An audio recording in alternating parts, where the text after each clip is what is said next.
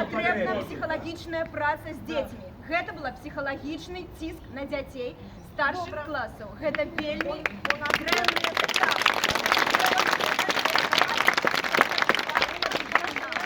Добрый психолог, и коли потрібно собрать всю параллель психологов, мы зберем, але дозвол є так само на гэта потрібен. А чаму дазвол з працай Не потрібен. слабавікоў вы не бярыце з нас, з бацькоў? Я не Потому что разумею. есть супрацоўніцтва школы, церквой школы, с сотрудниками.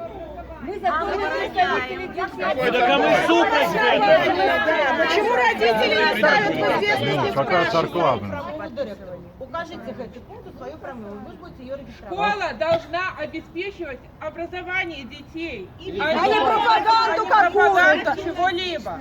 Дети не несут ответственности за родителей, то, что каждый там кто-то в каком-то состоит.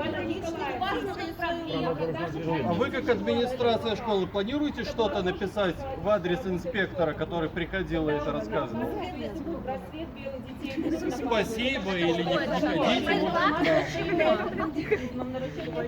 Я гэта так само объявлю. Видео, которое показали, это тоже пропаганда насилия была. Пожалуйста, у нас есть один очень... Меня не было тут навод, ну вы же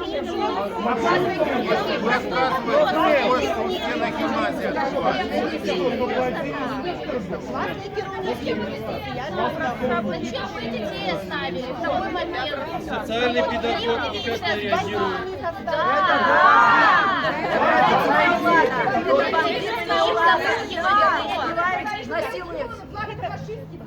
Вот он это потребляет. Вы так само підтримуєте бело-червоно-білий стяг. Это фашистський стяг. Я подтримливаю.